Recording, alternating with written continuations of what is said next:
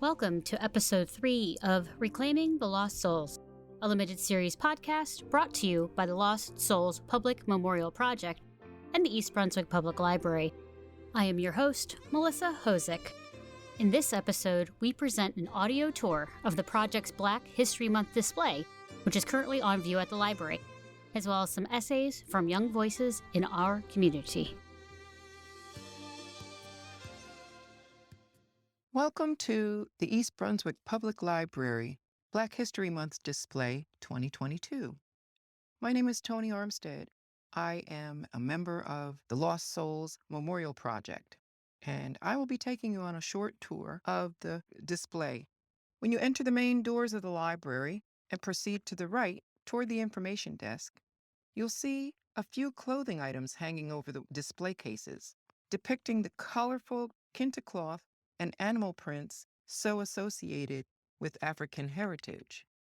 In the first display case are artifacts enamored of the African American culture, family Bibles in which were kept dates and records well into the 20th century, wooden carvings of African culture, handmade tambourines, often used to accompany hymn singing in church services, books and newspapers depicting times of enslavement and beginnings of protests against this practice.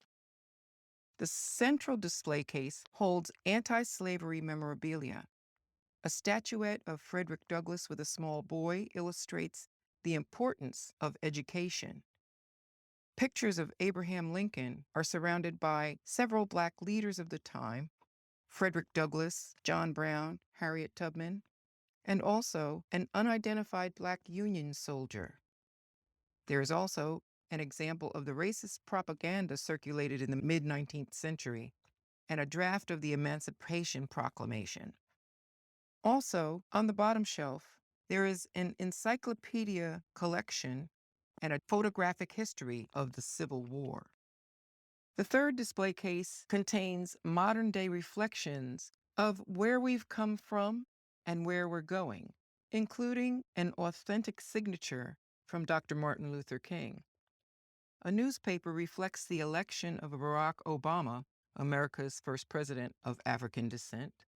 Popular books of the 20th and 21st centuries, and a commemorative mug from the Smithsonian Institution's National African American Museum of History and Culture, which just opened in the 21st century.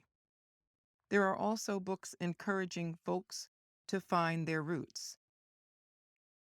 Continuing through the library, on the wall in the opposite section near the passports window is a beautiful painting by local artist Veronica Sproul.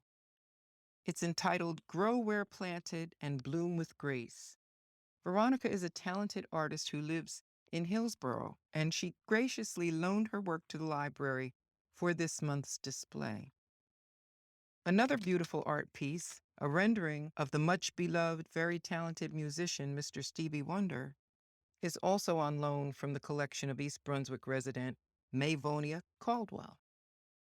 Between these two pieces of art is a carved piece of driftwood. A face has been carved in and polished to a smooth finish. The black, white, and gold poster above and to the right was created by a member of the East Brunswick Youth Council, explaining the reason for the memorial. I'll read you what it says. The Souls. 137 African Americans kidnapped into permanent slavery. We won't let history forget them. Men and women of all ages, as well as children as young as just a few days old. Men and women of all ages, as well as children just a few days old, are included among its victims. It is our intention and our obligation to make every effort to honor their humanity as individuals with stories and realities, helping to remember them fully. On the far wall, adjacent to the meeting room's hallway, you will find additional Youth Council renderings in honor of the Lost Souls Project.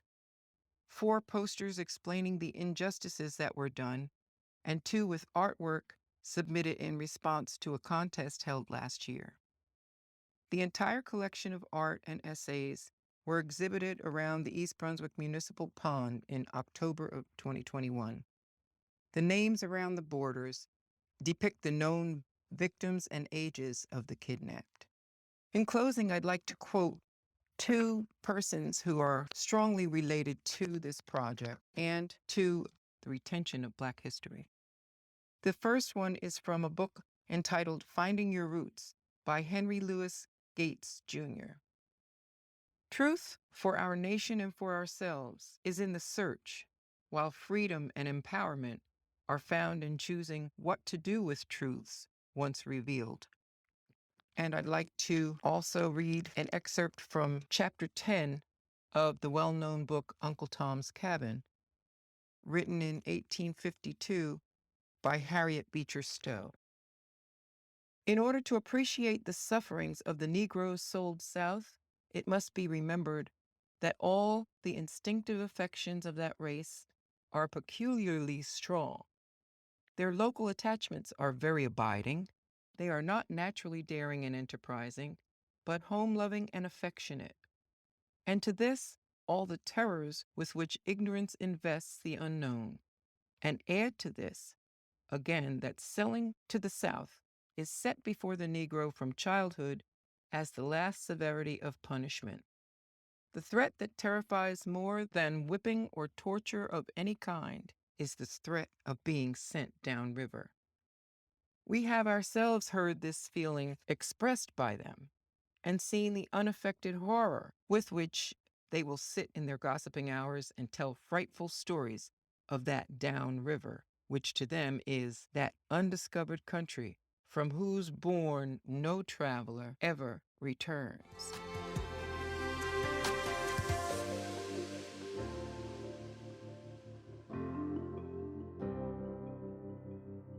Tony invited artist Veronica Spruill to talk more about her art piece in the exhibit.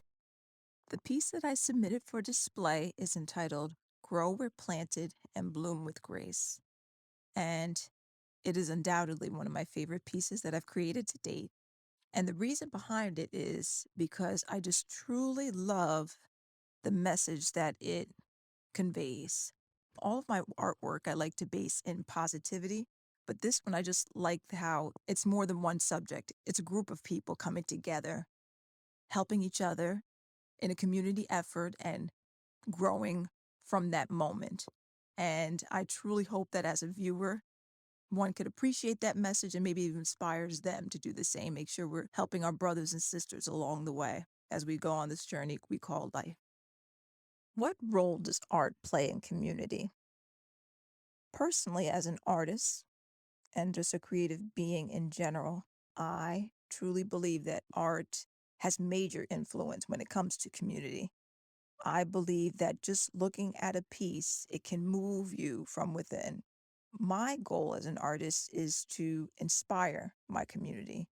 I want to create work that gives people hope, courage to push on, and excitement. I believe that art can influence in many ways, but for me, primarily, I wanted to influence my community in positive ways to make a difference. In 2021, the East Brunswick Public Library partnered with the Lost Souls Public Memorial Project to celebrate the diversity of our community and the sense of unity we feel with others. They hope to memorialize those who were kidnapped to permanent slavery in the Deep South. We sponsored an essay contest for teenagers in our community, and we are excited to share some of the submissions here. Hi, my name is Priya, and I submitted one of the essays for the teen contest. Social media is one of the biggest parts of any teenager's life. They can communicate with their friends through it, share interests with others, find entertainment, and can share bits of their life through the app, especially during COVID-19. Many this past year have relied on social media to perceive a sense of normalcy. The compulsion many have in social media is mainly rooted in the need to have a distraction or something to do whilst the world around them is in disarray. From Visco, Instagram, Snapchat to TikTok, the options of social media are endless, yet they all contribute to one thing universally, the beauty standard. The beauty standard is a social requirement women are expected to fulfill in order to thrive in being feminine, whether it be for oneself or for others. This high expectancy of how teen girls should look can be located with a simple swipe onto social media. Many of the popular users seen on these apps can sometimes lead young, influential teenagers to start comparing themselves to their favorites on the app platform. From models to celebrities, girls are exposed from a young age to this concept and are expected to live up to it. They are criticized, critiqued, and held to higher standards than others. This can be detrimental to their health, both physically and mentally, of those girls as their idealistic expectations move farther away from reality. The harm can especially come towards young women of color. Women of color have always been under scrutiny in the realm of beauty for not adopting the standard picture of beauty. All of this is seen on social media. The likes, comments, and compliments have underlying meanings that make it seem as if one is not enough unless they fit the expected.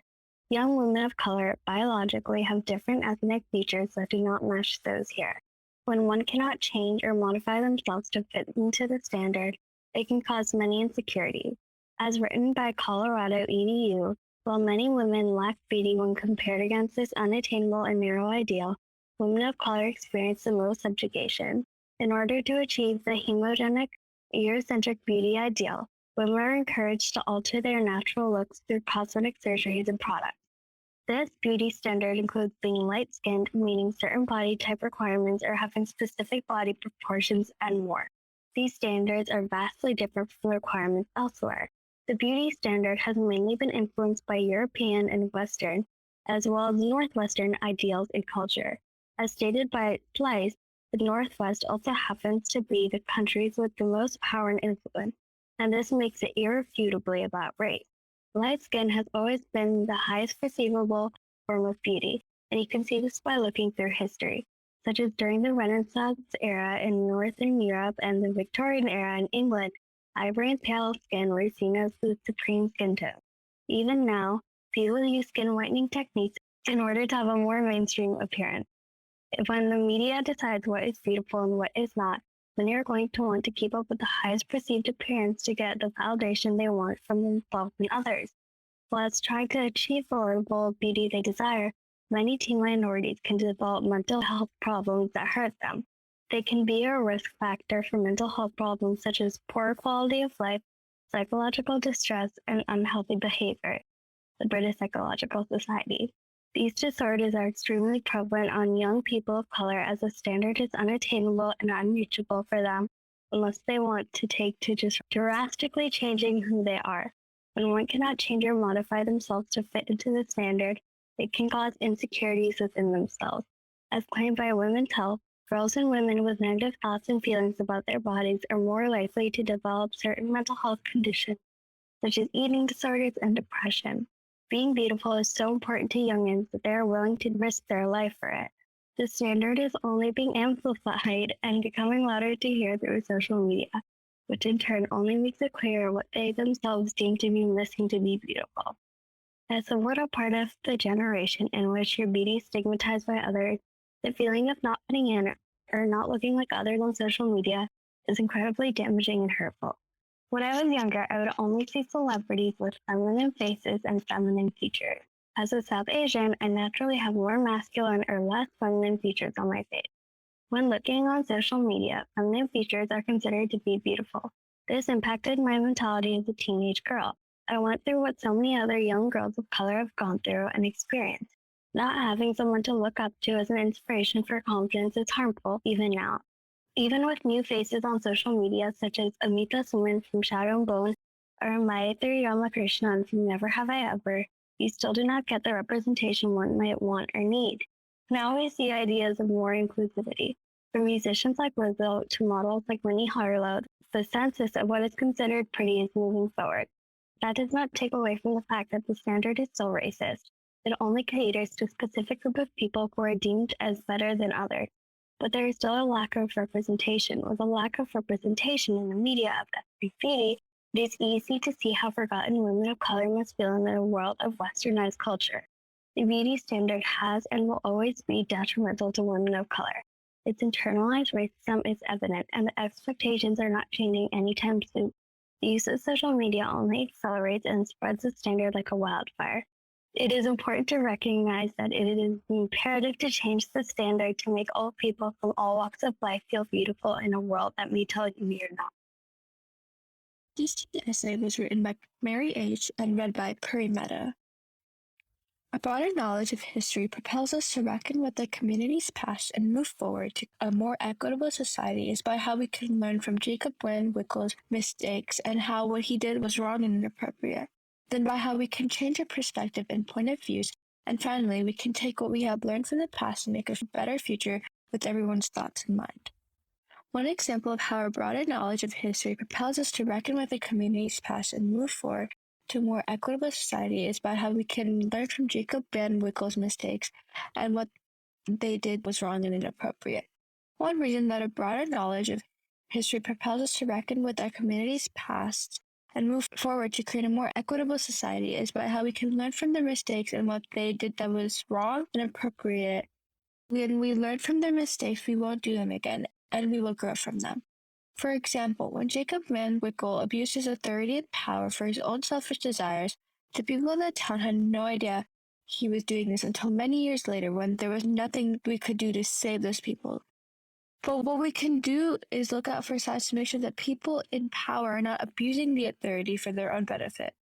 Another example is that when Jacob Van Winkle mistreated others because of what he knew from the past of slavery and injustice, instead of growing into the future and becoming more open-minded, but how these people are not terrible just because of the color of their skin.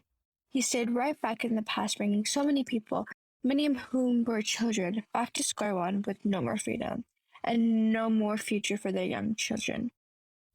But what we can do instead is look at everyone through blind eyes. Therefore, we can treat everyone with kindness and then expect the same in return. After we have learned from Van Winkle's mistakes and what he did that was wrong and inappropriate, and move on to changing our own perspectives and point of views to be open-minded and accommodate everyone. Another example of history propels us to reckon with the community's past and move forward to a more equitable society is by changing our perspectives and point of views. One example is that when we change our perspectives and point of views, we can view everybody respectfully and by what their personality is like, and not by what they look like or by the color of their skin. Each and every person is unique in their own set of talents and deserve to be treated as such, no matter their race or ethnicity. The way Van Winkle viewed it was through cloud glasses when he was only blinded by his own beliefs and not about how those beliefs may affect those around him, or if he did. He simply had his pride in the way of what really mattered, making sure his power is used to represent the people of the country and the state, not only for himself. Another example is that we can see the intolerant point of views in history. We can have better point of views for the future and for right now. That's why the final step to create a better future bit by bit from what we have learned from history and each other. Last but not least, a broader knowledge of history propels us to reckon with the community's past and move forward to a more equitable society by taking what we have learned from the past and make a better future with everyone's thoughts in mind. One example of this is by how we can review what exactly went wrong in the past that caused this event to happen. In this case, it was having the wrong people in power that caused this outcome. We can fix this by having those who are eligible to vote research who they plan to elect before electing them. This way, we can elect people who have a better past to help create a better future for us. Another example is that we can do our best to treat everyone equally. Even though the world is not perfect and never will be, if each one of us individually treats everyone the way we want to be treated, the positivity will block out the negativity and will spread like wildfire. In closing, a broader knowledge of history propels us to reckon with the community's past and move forward to a more equitable society is by how we can learn from Jacob Van Winkle's mistakes and by how what he did that was wrong and inappropriate, then by how we can change our perspectives and point of views, and finally, we take what we have learned from the past and make a better future with everyone's thoughts in mind. This teen essay was written by Mahek H and read by Daniel Yu. It is part of human nature to judge people and label them based on certain factors, such as race, gender, financial situation, appearance, etc. There are certain marginalized groups, however, that are viewed in a negative manner and targeted due to negative stereotypes. One such marginalized group is impoverished people, who are constantly treated in a different manner because of their socioeconomic status. The reason those stereotypes have formed is because people view them with a certain prejudice that is predetermined. They may believe that they are unsanitary or just simply below them all because they don't share the same financial situation. What people don't realize is that they're judging a certain group without knowing the facts first and causing negative results. Stereotypes for impoverished people create conditions or surveillance and censorship, which result in social exclusion and lack of respect, causing a further divide between economic classes. When people from low-income families are stereotyped based on their socioeconomic status, they are viewed in a certain light that results in social exclusion. Not only do they feel like they do not belong, but they feel as if they are separated from the rest of society. Since they don't share the same experiences as their wealthier peers, they feel socially isolated internally. This internal isolation and sense of not belonging stems from the stereotypes that are associated with impoverished people. A situation that exemplifies the internal social exclusion that low-income people feel is the strangers, my new classmates, swap stories of summer fun, multi-week trips abroad, fancy parties at summer homes, courtside seats at professional basketball games. I tried to think of a story that I could add. The only family vacations I had known were drives up I-95 from Miami to a cousin's house in Georgia. These rich kids had their own version of summer. They know that they will instantly be judged or met with the stereotype that it's normal for them to experience less. The scrutiny that they would face from their peers, along with the pity, creates conditions of censorship for low-income people. They don't contribute to conversations since they are cautious that their responses will either be met with pity or scorn. They know that children from lower-income families are regarded as having been scarred by poverty with all its familiar ills, including a lack of social and academic preparation for college life. Since they are viewed in a certain light, in situations such as attending college, they are immediately stereotyped as scarred by poverty, and thus excluded from the rest of the applicants. When people view impoverished people in a negative light before they even know them, they feel different and feel as if they don't belong. This contributes to impoverished people being insecure about themselves and thus censoring their responses in order to prevent more prejudice. This distinction between different economic classes causes a further divide between socio-economic classes, since impoverished people view themselves as different and are socially excluded from the rest of society. The isolation of different groups based on their socioeconomic status creates more separation and lack of unity in the nation. Due to impoverished people being stereotyped in a negative way, they are often treated with a lack of respect, further magnifying the gap between socioeconomic classes. Stereotypes to low-income families being dirty or inferior are some examples that led to impoverished people being treated with lack of respect. Most people form a single story, one viewpoint that dictates the stereotype that they associate with a certain group of people that affects their actions. Novelist Chimamanda Adichie explains, "All I heard about was how poor they were, so that it had become impossible for me to see them as anything else but poor. Their poverty was my single story for them." Similar to that example, when people form a negative single story about a certain group of people, such as impoverished people, they treat them with a lack of respect and view them as inferior. They aren't exposed to other viewpoints and stereotyped impoverished people based on what they previously saw or heard. This view in impoverished people censoring their responses to avoid being viewed as even more different. In addition to this, the way people view impoverished people due to the difference in wealth greatly contributes to how they are treated with a lack of respect. Ava DuVernay's documentary noted laws were passed that regulated African Americans to a permanent second-class status. Just like how African Americans were viewed as inferior and treated with a lack of respect due to their race, impoverished people are treated as if they are inferior due to their socioeconomic status. Due to the difference in wealth, similar to the difference in skin color, impoverished people are treated in an inferior manner. This greatly contributes to the disparity between different economic classes in America, since the perspective of people is not something that can be changed easily. The attitude of people towards certain groups creates an even greater division between different economic classes. In summation, the negative stereotypes that impoverished people are subjected to create conditions of surveillance and censorship that lead to social exclusion and a lack of respect. This further contributes to the widening gap between socioeconomic classes. When they feel as if they are closely monitored and judged, impoverished people censor their responses to avoid being singled out for being different. This leads to internal isolation and thus social exclusion, along with the feeling of not belonging for low-income individuals.